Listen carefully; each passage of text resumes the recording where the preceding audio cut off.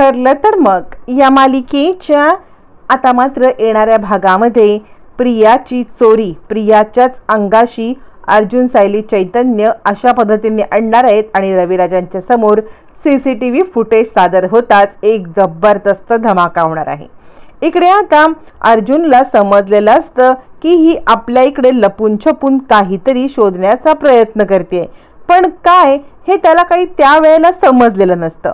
मग मात्र आता ज्या वेळेला तो घरी येतो आणि इकडे सायलीला घडलेला प्रकार सांगतो, सायलीला घडलेला प्रकार सांगत तिला आता अर्जुन सांगतो, मला काहीच कळत नाहीये की कोणत्या कामासाठी आता प्रिया माझ्या इकडे आली होती आणि तिला न माझ्या रूममध्ये काहीतरी हवं होतं। एकदा तिला मी हटकलं, दुसऱ्यांदा हटकलं, पण नंतर मी गेल्यावरती माझ्या केबिनची चावी घेऊन ती आली होती। इतकंच नाही तर मला पिऊनने पण सांगितलं की गोरेबाईंनी पण तिला हटकलं होतं। यावरती सायली म्हणते, असं तुमच्या केबिनमध्ये काय आहे जे तिला हवं असेल? अर्जुनच्या डोक्यात प्रकाश पडतो, माझ्या केबिनमध्ये आहे ती म्हणजे आपल्या कॉन्ट्रॅक्ट मॅरेजची फाईल। ती हवी असेल का तिला? म्हणजे आत्ता तर आमच्यावरती आरोप केलेला आहे की आम्ही दोघं जण फ्रॉड आहोत, मग ती हे सुद्धा सिद्ध करू शकते की आपलं लग्न फ्रॉड आहे आणि आपण म्हणजे मी हा माझ्या घरच्यांना फसवतोय आणि मग ती माझ्या वकिली पेशावरती सुद्धा खूप मोठा आता हे करू शकते। ते काही नाही, आत्ताच्या आत्ता आपण जाऊया असं म्हटल्यावरती मग मात्र आता इकडे त्याच वेळेला प्रिया येते आणि ती आता रात्रीच्या वेळेला येऊन त्या चावीची डुप्लिकेट चावी बनवून ते उघडते केबिन आणि नेमकी फाईल शोधते। पण फाईल शोधून घेऊन जात असताना प्रियाकडून ही चूक घडते की ती त्या CCTV कॅमेऱ्यामध्ये 3 CCTV कॅमेऱ्यामध्ये ती पूर्णपणे कॅप्चर झालेली असते, कारण अर्जुनच्या ऑफिसमध्ये ठिकठिकाणी CCTV कॅमेरे बसवलेले असतात। प्रिया केबिनमध्ये गेली, चोरून फाईल घेतली, बाहेर पडली, सगळं काही फीड झालेलं असतं। अर्जुन, सायली आता त्याच रात्री केबिनमध्ये येतात। केबिनमध्ये आल्यावरती दोघं जण पाहतात तर काय, नेमकी तीच फाईल गायब। सायली म्हणते, सर तुमचा हा ड्रॉवर ओपन आहे, बघा बरं याच्यात काय नाही येते। यावरती अर्जुन म्हणतो, हो हो इथेच आपल्या कॉन्ट्रॅक्ट मॅरेजची फाईल होती, त्यामुळे ती फाईल घेऊन गेलेली आहे। प्रिया याच कामासाठी आली होती। सायली म्हणते, सर आता काय करायचं? यावरती अर्जुन म्हणतो, आत्ता जर का ही फाईल तिने कुणाला दाखवली तर आपलं काही खरं नाही। त्यावरती मग मात्र सायली सांगते, सर आपण एक काम करूया का, याच गोष्टीचा आपण फायदा घ्यायचा। तुम्ही CCTV फुटेज बघा, सकाळचं पण CCTV फुटेज काढा, त्यावेळेला प्रिया लपून छपून हे करत होती, आणि आत्ताचं पण काढा आणि ताबडतोब रविराज सरांच्या इकडे जाऊया। रविराज सरांच्या इकडे गेल्यावरती मग मात्र आता आपण एक काम करूया की या सगळ्यामध्ये आपण आता रविराज सरांना ही चोरी करते हे सांगूया।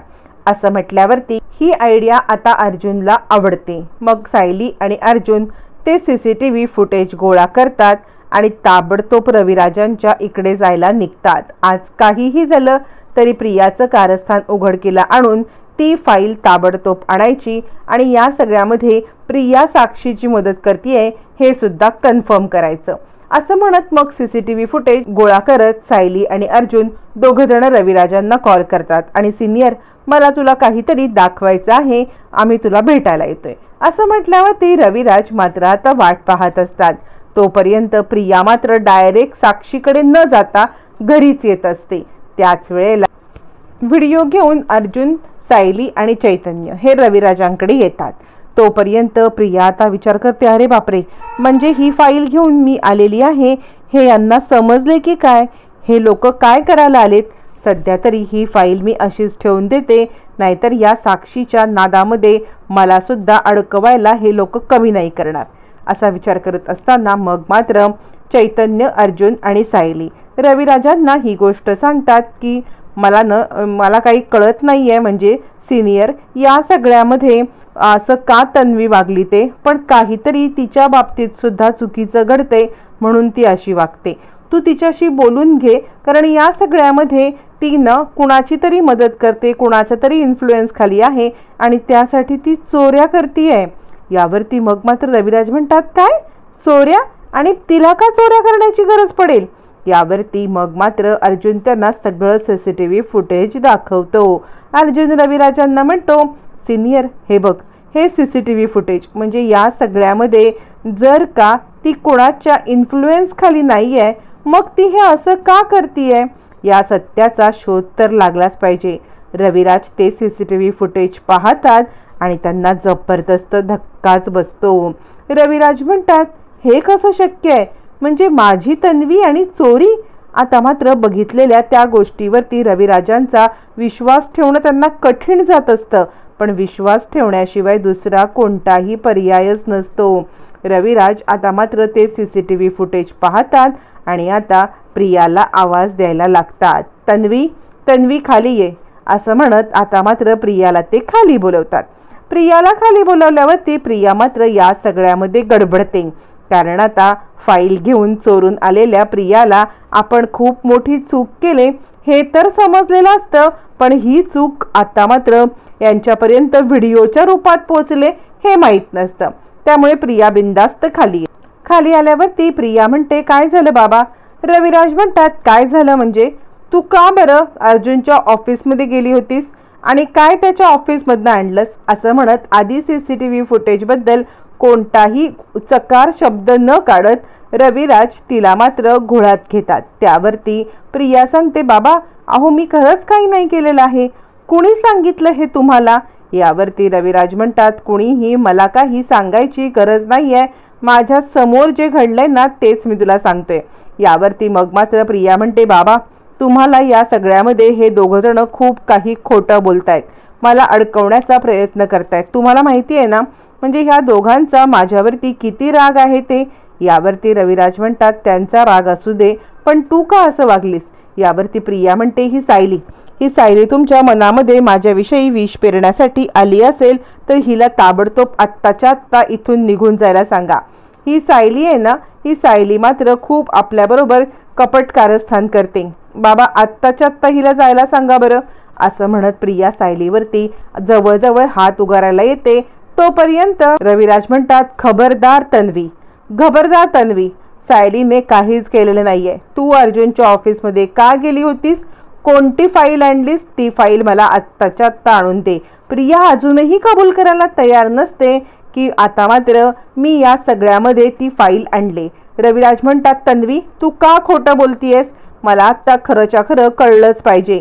असं म्हटल्यावरती मग मात्र प्रिया गडबडते, इतक्या कॉन्फिडेंटली हे या लोकांवरती का बरं विश्वास ठेवतायत? त्यावरती रविराज म्हणतात, हे बघ CCTV footage. Priya CCTV footage पाहते आणि गडबडते, म्हणजे अर्जुन सायली असा पण काही डाव टाकू शकतील याच्याबद्दल तिला बिलकुल कल्पना नसते. अर्जुन सायलीने या सगळ्यामध्ये तिला असं काही अडकवलेलं असतं की प्रियाला पुढे काही करताच येत नसतं, काही बोलताच येत नसतं आणि त्यामुळे प्रिया अडकते. रविराज म्हणतात, तू हे का केलंस हे तर मला जाणून घ्यायचंच आहे, पण त्याचबरोबर ती फाईल आत्ताच्या आत्ता न उघडता तशीच्या तशी नेऊन दे.